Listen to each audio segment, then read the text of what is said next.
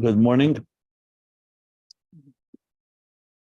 So we'll call this Hemshech Hayim Bey's conclusion or ending. We're discussing Achdus Hashem, divine unity, in context of existence. Now, there's many ways to understand divine unity. You can say Hashem Echad, God is one and not many. God forbid, not a duality, not plurality. You could say God is one reality, that God is reality, the true reality. But on the most broadest interpretation, I don't know if it's the most broad, but the broad interpretation is that God is the exclusive reality and everything else does not exist really. Not that it's an illusion, but it's all an extension in some way, an expression of godliness. So in that context, I've felt appropriate to help understand the last lines in Ayin Beis, where he talks about not just Yichud Tato and Yichud Elah, but the joining of them together, the Yachid Beis Yichudim, as he calls it, where from the point of view of Atzmus, the Ayin of the Yesh HaNivra, even the Oyer, that does come down as a track that will manifest within existence, is just as like the Ayin of the Yesh HaMiti, the Oyer that just reflects and expresses Atzmus itself. And therefore also the Yesh that is created is really, as he said, Am Shachar from Atzmus is Baruch and completely united with him.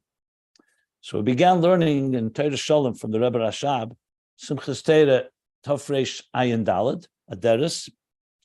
And if you're following the pages, I'm on page 195.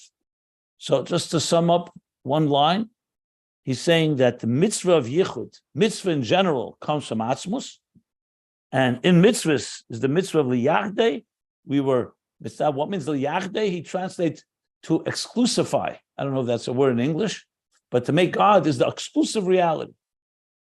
That's only Atzmus, nothing else. Like we say, Einoid Mulvade or Einoid. You don't have to say this by Atzilus. Even though Atzilus is a divine world and it's a world of unity, but you don't say there's only Atzilus and there's no Bria. There's Atzilus and there's Bria. Basically means that only by Atzmus do we say only Atzmus. You don't say that concept by anything else. And yet, he does qualify that Atzilus is a world or a dimension, a state of consciousness that is completely aware is Yichud. That's what he calls Atzilus the world of Achdus, Elama Achdus. And he explained as well, how does Atzilus have that Achdus? So he said there's two ways to understand it. One is that it comes through the bittul of Atzilus and its dveikus, its complete sublimation and its attachment to the source, what he calls amtu the koshelan miyachidlon. And he said that is coming, that sometimes it teaches that's the kav, but the taich of the Alter Rebbe, and he says, and that's the real taich. The Alter Rebbe is gerech, that it comes because the Eibishter, Atzmus gave it that power.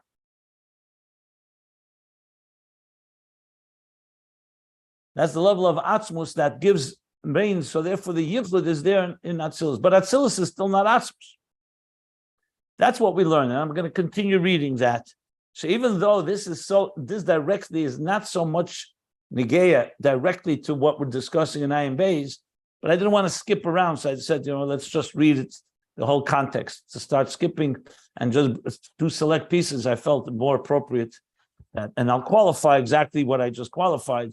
Now, what's most relevant is when he's going to get back to Atzmus. So we're going to read a little more about Atzilus and the worlds, and then he's going to go back to Atzmus and talk about two forms of Yichud, Mamayl Lamata and Mamata Lamayl, which is directly relevant to the Ayin Beis. And I think everyone will see after we finish learning it, how it'll help understand Ayin Beis and also help us understand the continuation of how the Yichud of Shema and Baruch Shem will lead us to V'ahavtas Hashem Elokecha, and how it affects the animal soul. I've not forgotten the plot of Ayin Beis. We've not gone off it.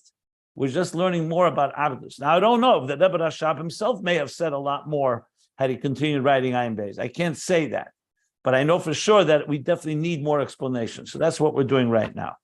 And then we'll go back to the flow in Ayin Beis, and as I laid it out already in the previous classes. So far, that's what he says. Okay.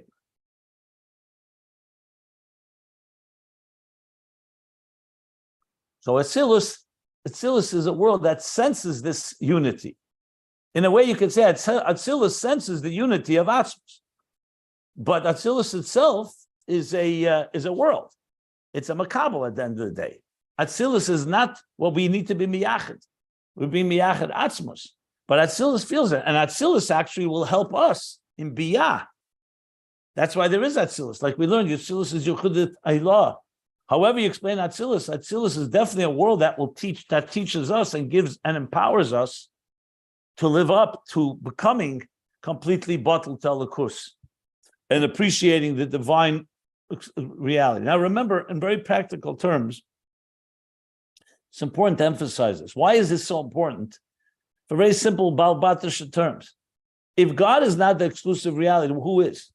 Then it's us.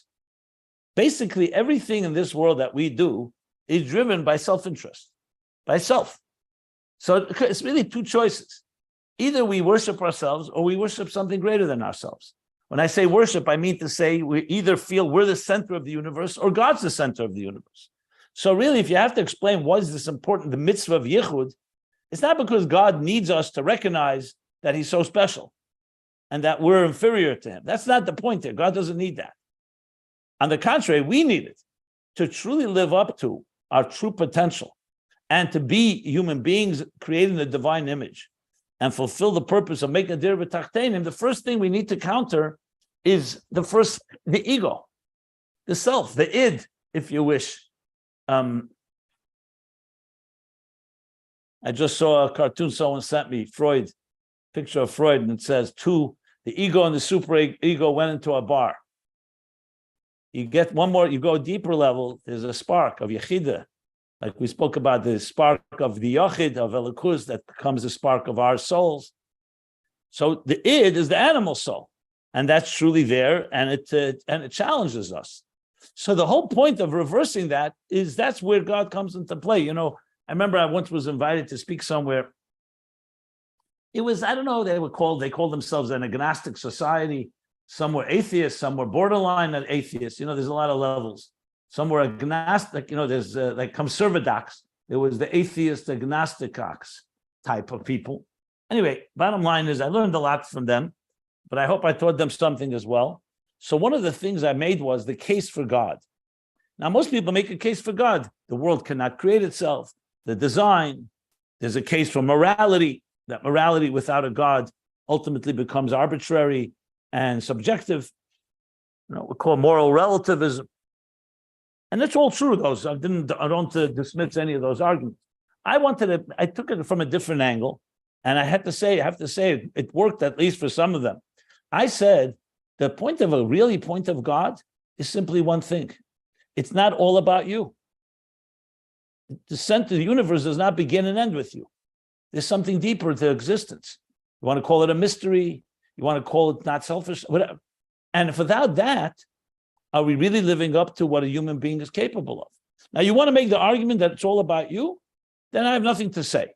If you feel that's a philosophy you want to live by, and you think that's like the most brilliant philosophy, and every other person on earth feels the same way, you tell me what's going to happen. But the whole idea is saying you're not the center of the universe. So really, if you think about it, I'm speaking about it very in a simple language. Obviously, in Ayin Beis and here in Toras Sholom is talking about it on high levels. But essentially, it's saying you want echad, you want real reality, the real reality.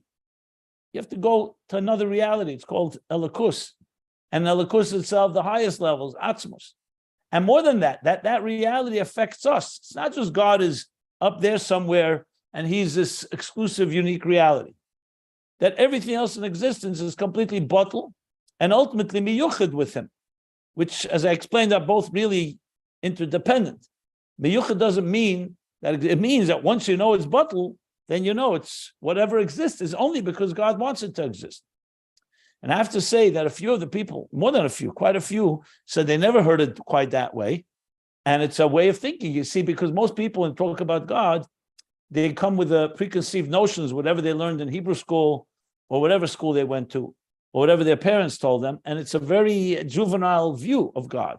Like there's a God will punish you if you don't behave.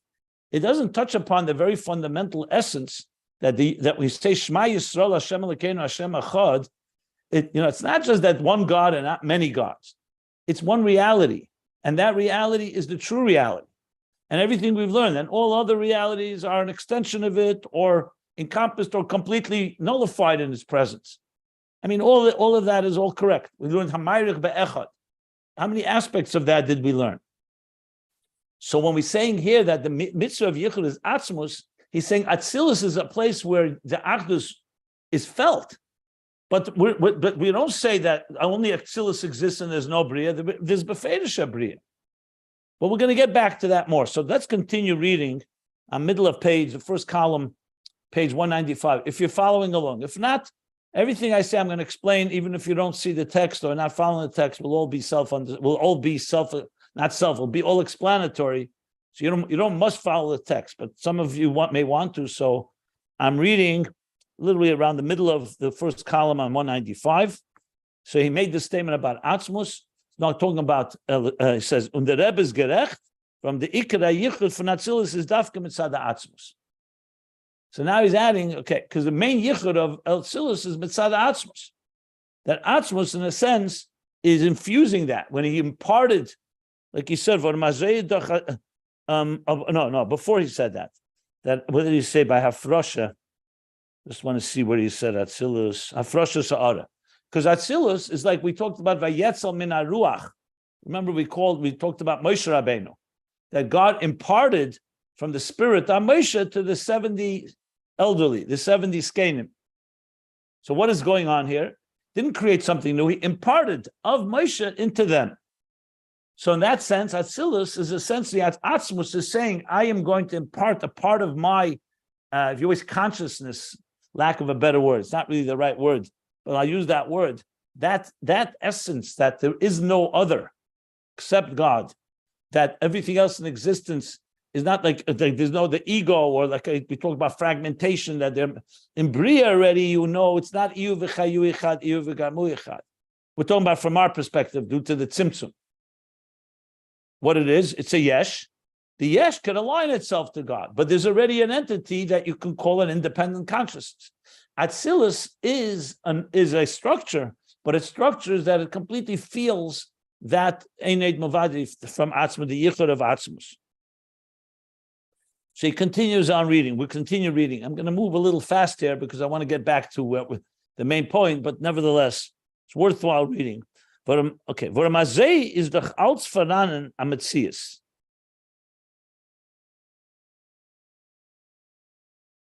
Because on its own, when you talk about existence, everything, just let me read that again. Where are you holding? Middle of the first column on 195. Voramazei is doch Altsfaranen Ametzias. Because once God created existence, everything has its place. We say Ak, Atzilus, Bria, Yetzirah. Azametzias v'Atzilus is. In our case, we're talking about Atzilus, so it's a particular level called Atzilus. Aber mitzadem gilif and Atzmus. But when there's a revelation from the source, we're not looking at the building. The building has different departments. Atzilus, Bria, Yetzirah, Asiyah. But when there's a revelation, so to speak, that Atzmus is shining in. So he says, mitzadem gilif and Atzmus, yemel vet Atzilus nit bebchinas mitzias klal. So then Atzilus is no longer focused on its entity, even if it's a divine entity, but it's become something that it doesn't sense itself, it senses the divine source. Think of it like a student and a teacher. In the presence, when the teacher is not there, or the teacher at least is not making himself felt, he's quiet, he's hiding behind the wall, or you don't see him. So then the student is teaching his students. But suddenly the teacher appears and the student sees his teacher. What's going to happen?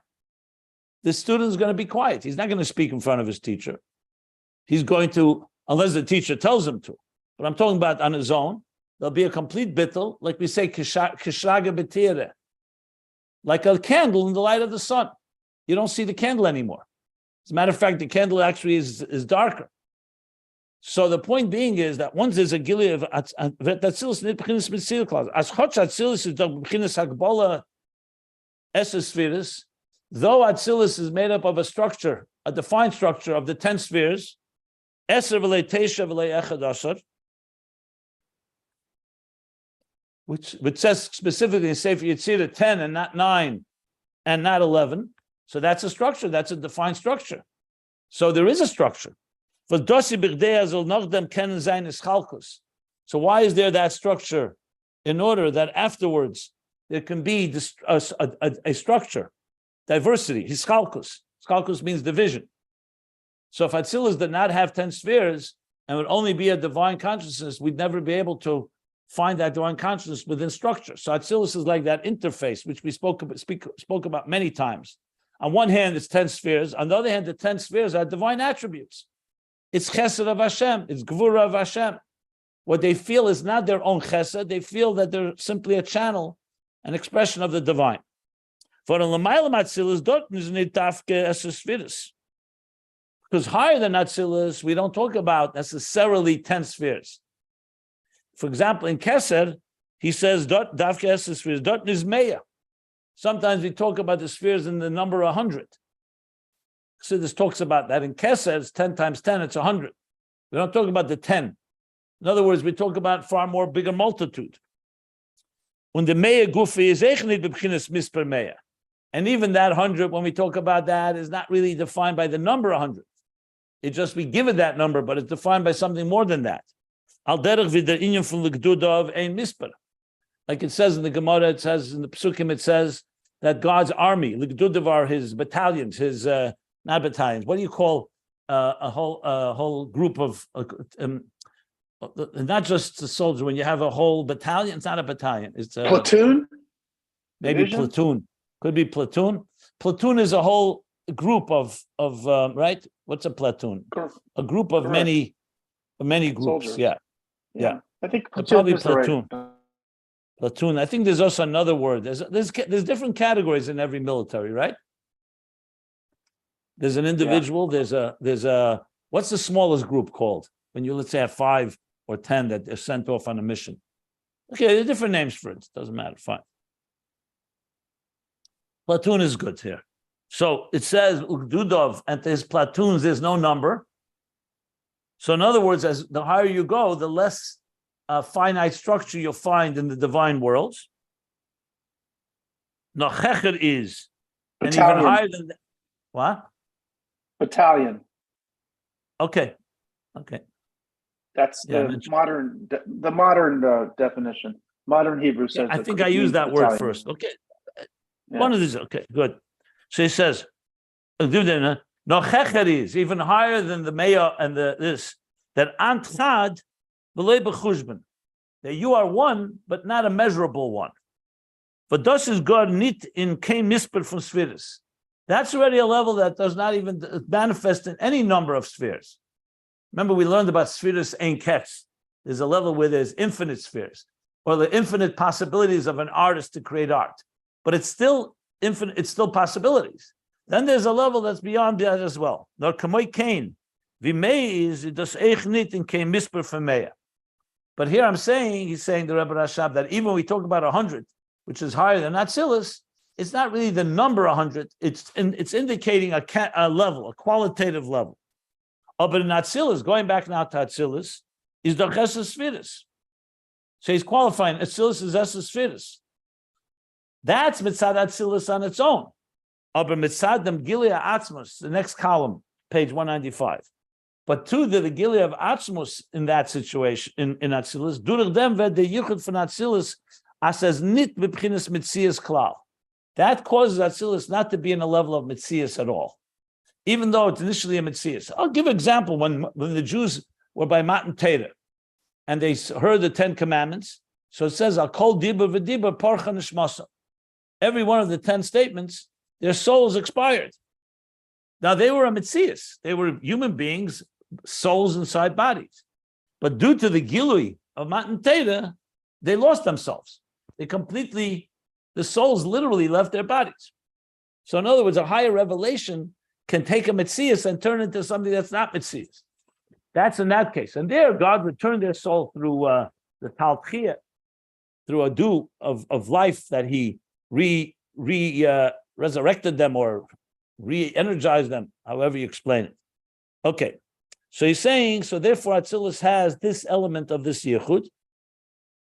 So Nimtza. So what do we derive from this? As Atzilus is ha'elam ha'achdus. That Atzilus is a world of unity. Everything there is very clear, like I've explained a number of times. When you look at Atzilus, it's the vision, God's vision of existence, not the vision before the Tzimtzum. That's all within God. Atzilus is already an actual reality, but reality is like when you create something, you have the vision, you have an outline as Bria, Yitzir is fleshing out the outline, Nasi is the final product. So in Atzilus, if you looked at Atzilus, you'd be able to see the plan of what God wants of you in your life. And the Neshama of Atzilus sees the plan, sees the inner story, the inside story. We see the details of our lives. So Atzilus is the Elam Ha'achdus. But now he's going back to the Yichud. Even though Atzilus is Elam Ha'achdus, and it's a place where the Achdus of Hashem meets the structure of existence, Aber is going back to the beginning, initial point. But we're not obligated. It's not the mitzvah for us to exclusify, making Atzilus the exclusive reality. And Mizol and Zogan that we should say, as Lagab Atzilus is B'riya Nitfaran. It's not to that extent. We say in Atzilus radiates and the sense of unity. It's like when you're in the Beis HaMikdash, there was a feeling of total unity. And I once heard that Pshat in the Medrash says that one of the miracles in the Beis HaMikdash was that even though there were many people, Eimdim Tzvufim, Umishtachim Nevochim. When they stood, they were crushed, Tzvufim, they were very tight, like sardines almost. Tzvufim, they were, one to the other. But when they prostrated themselves, when they bowed, Nevochim, they all had space. How's that possible? If when they're standing, they're all crushed, how would they, when they bow, they need even more space? But that's what the Mishnah says. So I once heard a pshat, why? And obviously it's a miracle, but how? Aimdim, when you stand upright and your ego is in place, then you're going to be affected by someone else's ego. Everybody's crushed against each other. But when you have bittul, and you bow yourself, meaning you're getting rid of you're stripping your ego, then there's room for everyone. I once heard that pshat. I'm not sure who said it, but I heard it somewhere. The Rebbe did once say, just to give an example of it, we learn in a few weeks from now, we'll learn how Vayetze, when Yaakov went to lie down, was on the Temple Mount. So it says so he surrounded himself with stones to protect himself. And the stones began to argue because all of them wanted to be the stone that lies as a pillow for the tzaddik, for the head of Yaakov. They didn't want to be on the side. They wanted to be right under his head. So Hashem made a miracle that all the rocks became one. So it became like a circle of, like an upside down U. But they were all one. So the question I remember the Rebbe once said, so how did that answer the problem? Then every part of that one stone wants to be under his head. They can't all be under his head. So the Rebbe said, but once they are one stone, then they feel that if one part is, they're all part of it. It's when they saw themselves as separate stones, that's when they argued. But if once we're one, then the fact that we're all one of the stones, so all of us are under his head, it's just that some of it extends outward because we feel that oneness. So there is that element of competitiveness and distinction. I know it's not exactly but just bringing a few thoughts into this discussion here. So it says we're not mechuyev liyachad el matzilus amizon zogen that compared to Atzilus is brira nit fanan. That's not part of what we have to say. Atzilus exists and Bria exists. Is agam as Atzilus in Atzilus is the bechinas ein sof is pashtusan. Even though in Atzilus reigns Ein Sof, and the Ein Sof, the spheres in Atzilus, each in their own reality, Chesed is Ein Sof. That's what means Ein Sof, for their extension. Chesed is infinite, Gvura is infinite, is das aber alze madrege von Atzilus. but it all is within the domain of Atzilus. Das ist sich aber nicht mispashet in Biyah. That sense does not go into Biyah. Biyah is another reality, another consciousness. Weil es ist Farana Parse Hamafsekes, Ben Atzilus Lebriya. There you see the connection, what we've learned. There's a parsa. There's a partition that separates them. And therefore, the achdus that Atzilus feels is not felt in Biyah. Without Aveda, we're talking now. A parsa mafsekes. As Atkan, Tchuma Atzilus, till here's the boundary of Atzilus, and from weiter is in the Madrega from Bria. And here on is the level of Bria. Nimtza. So what do we derive from this? What do we conclude from this? As es is Fran Atzilus, there's a world of Atzilus exists, and es is Fran Bria, and there's a world called existence of Bria. Is agam es ken doch nit sein die Savas Bria side na idei Tzimtzum the Helam Atzilus. And though there cannot be the creation of Bria without a concealment and the Tzimtzum, the diminishment and concealment of Atzilus, is takazeh. That's taka the fact. Zogich as is taka frana at Tzimtzum v'parsa. So I'm saying that there's actually a Tzimtzum and a parsa. Unes is fran elam Bria. And then there's a world called Bria. Das wird angerufen as ein Sof hat gemacht a parsa ben Atzilus Bria. This is a way of saying that God himself, Ein Sof, created also, just like he created Atzilus, and just like he created Bria, he also created a parsa, a partition between Atzilus and Bria. It's all part of what God created. Is the parsa mafsik l'gab Atzilus eich? So from that point of view, the parsa also has an effect on Atzilus. That Atzilus can't go into Biyah on its own. In other words, the parsa works both ways. It divides between these two worlds. As Atzilus is fran and Bria is ech fran. Basically saying Atzilus is not all encompassing. Atzilus is not omnipotent. Only Atzmus is omnipotent. That's what he's leading to. Is agamas is doch fran ha'oros Atzilus and Bria.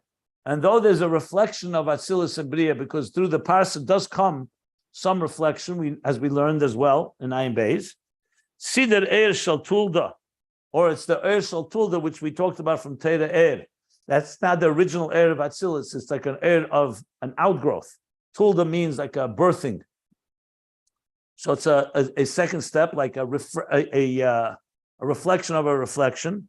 Another way of explaining it, the supernal ima, bina, of Atzilus, mekanna, is nested in Bekusaya means the kisei, in the world of the throne called Bria.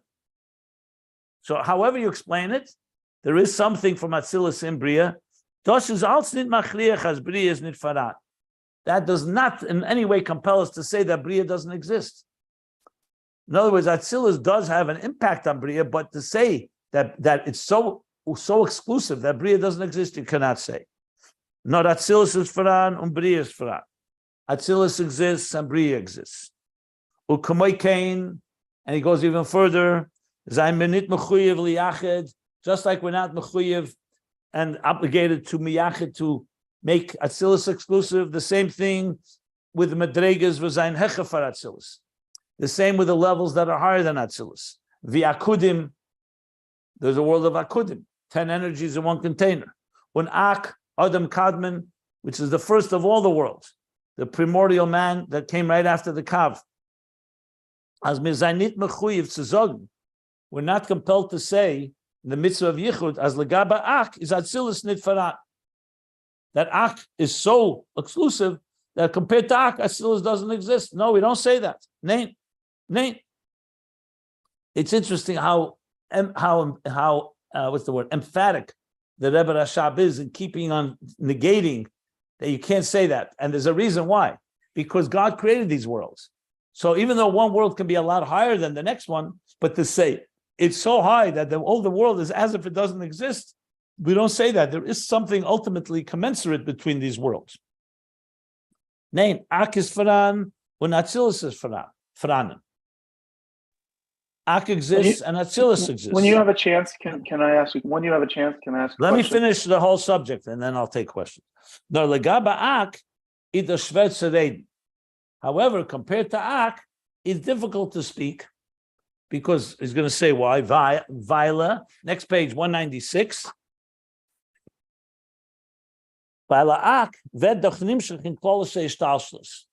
Because regarding Ak, there's something unique about Ak. Atzilus, only a reflection of Atzilus goes into Bria. But Ak is an all-encompassing world. Not like Atzmus, but it's an all-pervasive world. So therefore, he's harder to speak about Ak in that context. But he still says clearly, Ak exists and Atzilus exists. But Ak also has another dimension that makes it all-encompassing, which he doesn't really go into here. It's not really relevant. And he actually qualified, not esis doch aber franan aparsin akufa. Just like we spoke about the partition between Atzilus and Bria, there's also a parsa partition in Atzilus itself. In Ak itself. Das was hila parsa atabure. So he brings from Eitz Chaim, the Rebbe's footnote below, from Eitz Chaim, that the parsa, that hila parsa, that he elevated a partition was established atabure till the navel of Ak. Navel, of course, is a spiritual level. So there's a parsa in Ak. Isfrana hefresh vaslifnei parsa legabe achra parsa. So there again, there's a difference between before the partition and after the partition. Remember, we learned in Ayin Beis. We learned in Ayin Beis. We learned in Ayin Beis before that the parsa affects the makabel and the level. Atzmus, the parsa does not conceal. But we're not talking about Atzmus now. We're talking about the worlds. Nimtza as mizanit mechuyev liyachid kenim. So he's now concluding. In conclusion, we are not mechuyev. We're not obligated and compelled to make anyone exclusive. Kenim, anyone, nor Atzmus alein. Only Atzmus do we say that Atzmus, compared to Atzmus, nothing exists. Because Atzmus is the only exclusive true reality, absolute reality. Not Atzmus alein, im zayin mechuyev liyachid. Him, when we say Hashem echad, we're talking about Atzmus only, not to any of the worlds within Seder Ishtalshus. And with that, he concludes this us, Vav, and we began on page 194.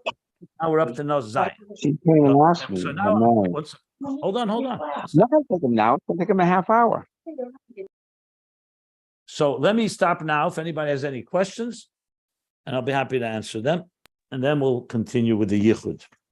So my question is, and I understand maybe where he's headed, to the idea of only Atzmus truly exists because it's the only independent realm of Elokus. But nevertheless, he went through a whole statement about each of these worlds is not exclusive, and the other worlds exist. And it's a nice logical proof. I mean, I guess that's the whole point of it, frankly. But like he's saying, all these things that we know, all these different worlds exist, and they're separate worlds. And that's sort of an assumption when you're learning this material, that this is background. You need to know all this.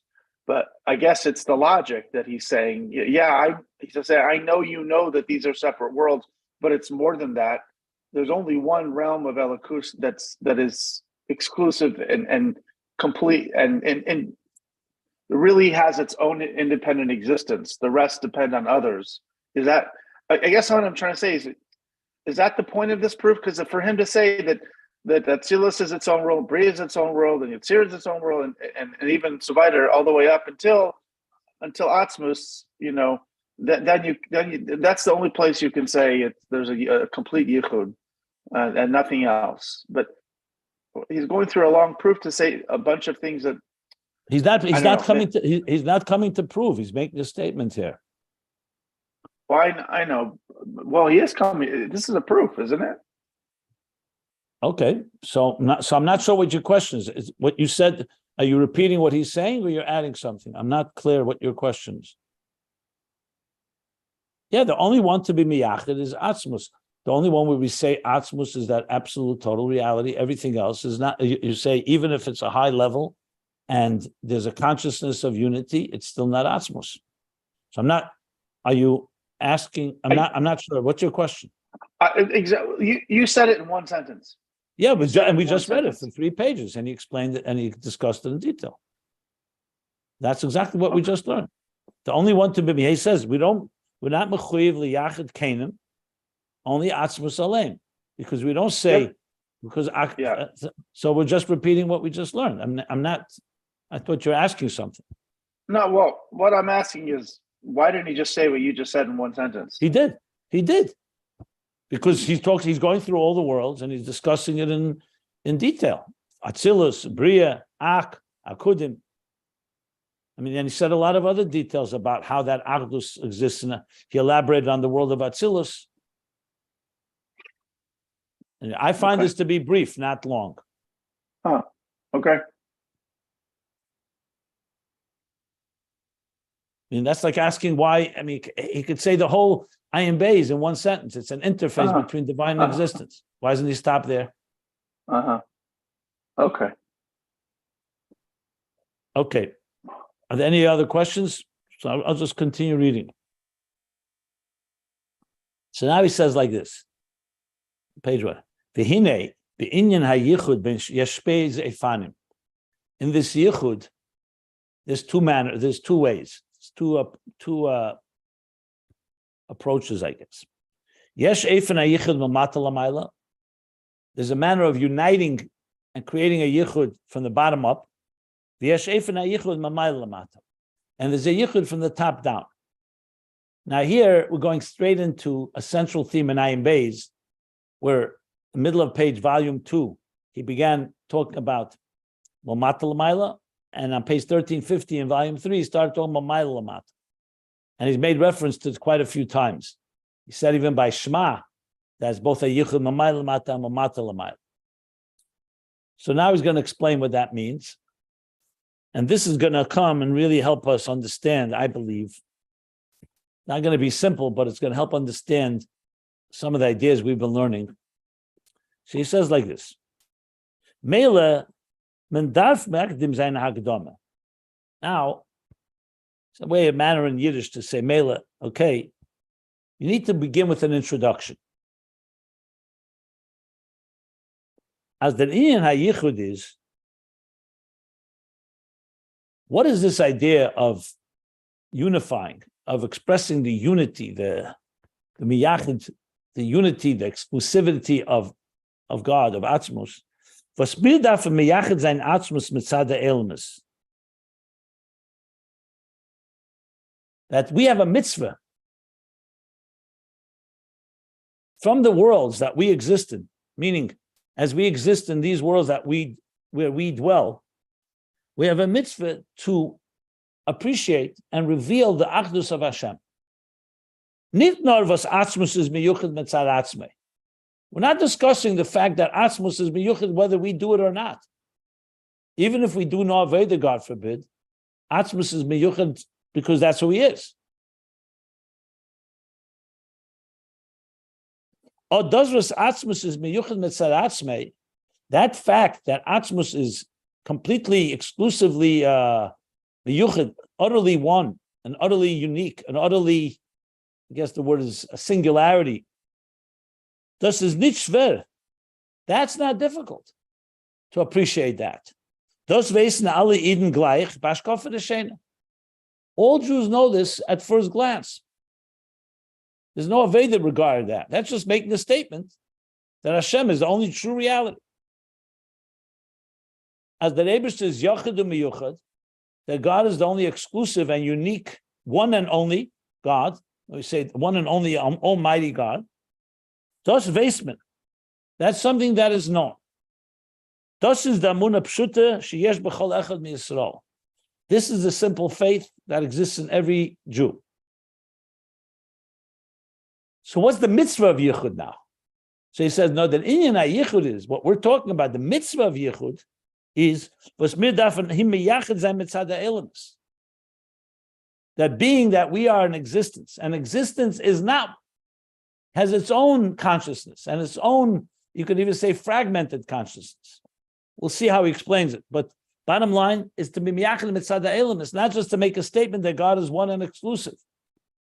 That we should experience it within the elemus and through the elemus, and it should be something that it permeates existence.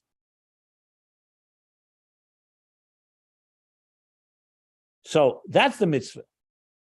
And that is in them and in this effort, mitzad ha'elemus, there's two ways, from the bottom up or from the top down. In other words, he's also in a way answering a question. If God is one and only, what's mamat l'mayla l'mayla? What difference does it make? God is one, and that's it. Who cares whether it's from the bottom up or top down? But he's not talking about the fact that God is one. He's talking about an exclusive, but he's talking about our work in experiencing that in existence, not just an awareness. So that, he says, there are two ways to do that, from the bottom up and the top down.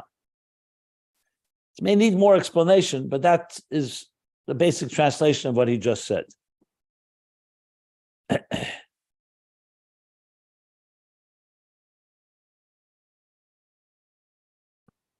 Okay.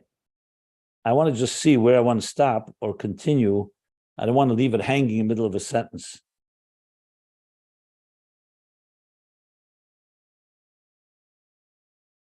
Okay, I'll read it a little more here. Was in dem Yichud from Mamata Lamaila, in this Yichud from the bottom up, Atzmus, we don't arrive to the same appreciation of Atzmus as Zevi in dem Yichud from Mamayla Lamata. So he's beginning by saying that there's a difference between the two. Each one obviously has something that the other doesn't have. But the first thing he says that in a certain way, going from the bottom up, we're not going to come quite to the pure Atzmus as on his terms, because we're coming from the bottom up, obviously, as it is from a Mamayla Lamata. In other words, when it's a revelation from above, we're getting more of a picture of what's going on above. When it's from below, it's more on our terms. This is something we talked about as well in Ayin Beis. That truth that axiom, that statement he just made, that's due to a principle, a known principle, and that is, it's basically a moshel that Chassidus brings. For Shnei Bnei Adam, and two people, one person standing above on top of a mountain. It doesn't say mountain here, but in other places he does. This moshel, by the way, is brought in the Maimer of Shavuos Tov Reish Ayin Hey in middle of volume 2. It's from the Alter Rebbe, I think, was the first one who gave the moshel. So one person is standing on a higher spot, another person is standing on a lower spot. Shebe'efen is karvusam. So how do they meet? In the manner of them getting closer to each other. Yes, shnei afanim. There's two ways. Oisha elyon yedid lamata, or the person on top comes down to the person below. So let's say it's a mountain on the bottom of a mountain, or a person on top of a ladder and so on at the bottom of the ladder. Doesn't matter what anything on a hill, higher and lower. So one way is the guy on top, the one on top comes down to the one below. Oisha tachtan el lamayla. A second way, the one below climbs and goes up to the one above. Now, of course, we're going to learn, we'll discuss, what about meeting in middle, meeting midway, having both. We're not there yet. Let's first talk about these two ways. When the one below has to climb up to the one above, yesh kama meniyas v'ikuvim. There are a number of obstacles and impediments.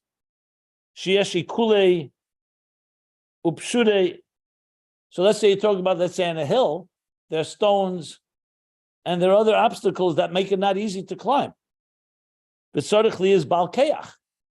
In addition, he also has to have strength. To climb needs strength. This doesn't come automatically. You're climbing a mountain or you're climbing to a higher place, you need energy, you need a certain vitality. A third thing you need, v'tzarich, all this is brought in Ayin Beis. I'll point it out. Do I have the Ayin Beis? I could tell you in a moment where that is. V'tzarich l'levushim, and he needs special garments, ke'elu, sheyisayeyu la'liyaseh sheyochel la'lesimam, that will help him climb, make it easier for him to climb. So when, let's say, someone's climbing a mountain, certain garments, certain things or garments or even tools, you can say, that he needs to help him climb.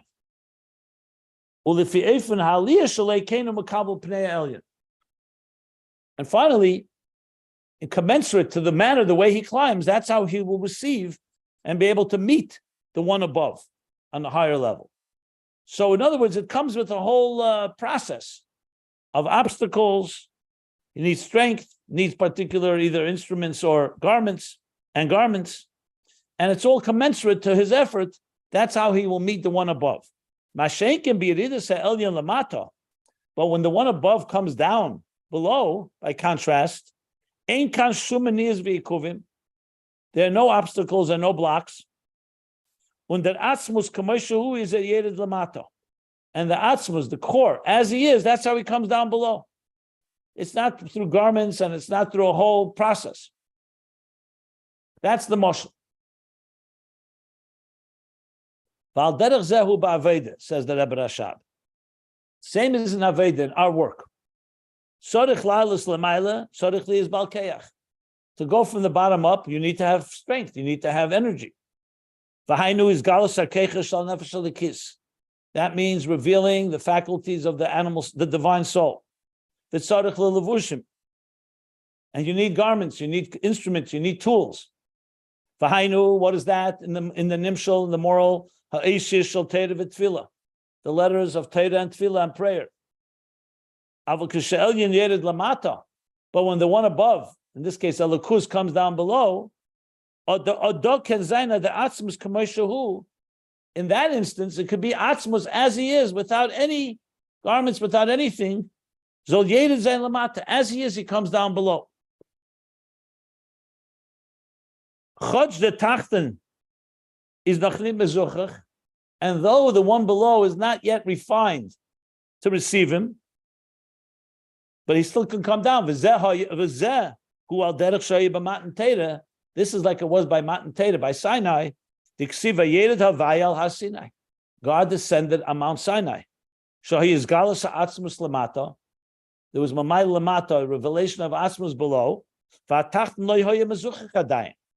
And what was below was not yet refined to that point. Because this followed the exodus from Egypt. And what can be lower than Mitzrayim? And nevertheless, down below, even though they just came out of Mitzrayim 49 days earlier, God revealed himself and came down below. Nimtza. So what do we conclude? What do we derive from this? Is dochin der aliyas hatachnun ela elyon kumta nitzutz atzmus. That when you climb from the bottom up, you don't come to Atzmus as zevin yedidus elyon ela tachton.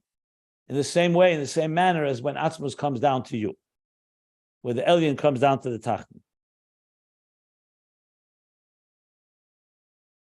So he says, "Nazei zeich in the beze fane yichud mamata lamayla, or mamayla lamata." So too in the yichud that we're talking about, from the bottom up and the top down, as in the yichud from mamata lamayla, when the yichud comes from the bottom up, kum menitzu to Atzmus. We don't arrive to Atzmus quite the same way. Be in the yichud from mamayla lamata, like in the manner when the yichud comes from the top down.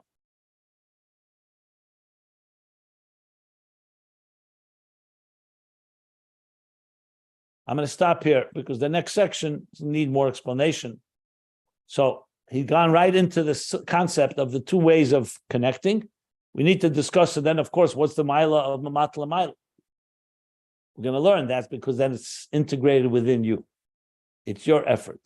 Now, I want to just point out that this is Ayim Beis, Volume 2. I said the Shvuas Maimer. Let's see if my memory is right. Yeah, we start about V'yadaita Hayom. So the page in volume 2 is here.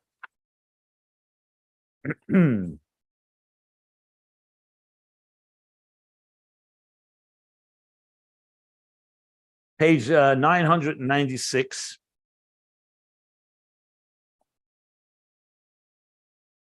And the example of the mountain. It's literally connected directly to 996. The example of the mountain I have to find. I think it's either a little later. In detail. He explains it in detail. Okay, that I'll have to find.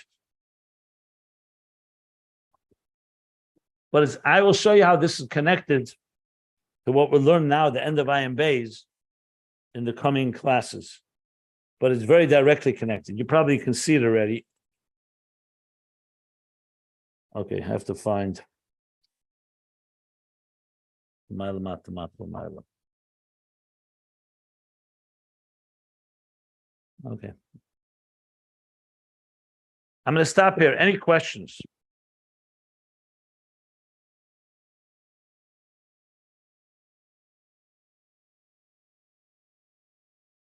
No questions?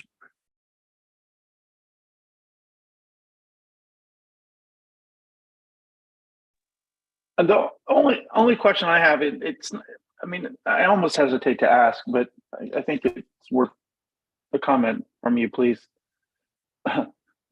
Other than that's a stupid question, but hopefully you won't say that. It's true that Atzmus can do whatever, whatever the Eibishter can do whatever he wants, and he can come straight from the top all the way down to the bottom, like you said with Har Sinai.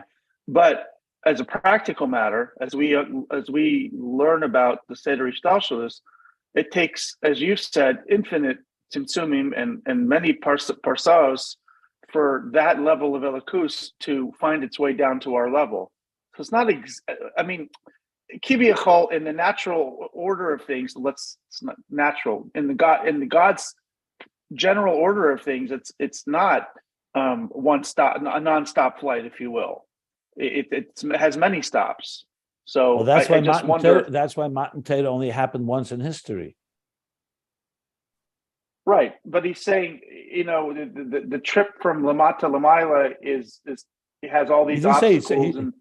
He just talked about the concept of coming down from the top, but it only happened once in history by Matan Torah. Well, I understand, but his point here is that the journey up is much more difficult and challenging than the journey down, and that may be clearly true because it takes our avoida. I'm not saying it's just as difficult for the light or the elikus to come down this way, but it's not unimpeded. It's impeded by tzimtzumim and parsaos to the point where the lamayla lamata is a difficult thing to grasp. First of all, where is he talking about the creation process? He's talking here that there's a gili milmaila, like Matan Torah. He's not talking about now the whole stalshlus process. He's talking about the particular experience from above, from top down. And therefore also in the Yichud, when you miyachad Hashem from the top down, as we shall learn, it's a far different type of experience. Basically, it means that when you get a revelation from God to you, you're getting, God is coming to you on his terms, and that doesn't have the impediments that come when you are elevating and doing that work from below. Matan Torah was like a gift. He's not going now into the whole process of Ishtalshalos, how everything was created through all the tzimtzumim. He's talking about the general type of revelation from above has something that's like a gift that comes from above.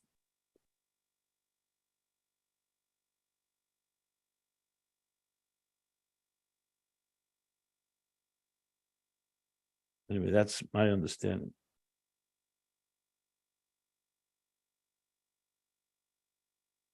But Matan Torah only happened once, like you said. Therefore, the general scheme of understanding. But he's not talking about the general scheme. He's not talking about creation here. He's talking about a particular revelation from above, in contrast to when we make the effort. I get from that. Below. That's his like muscle. Torah, I get that. Torah God is giving you a picture of what he wants. Mm-hmm. Okay, I guess I see it more now. But he's not just talking about Matan Torah. He's talking about these two approaches to be miyachad elikus, and from bottom up to we didn't even top down. Well, we didn't even talk about what's the difference between the two levels of Yichud. He just said there's two levels, and the Yichud Lamata does not get a picture of Atzmus quite as we get it from the top down. That's all he said so far.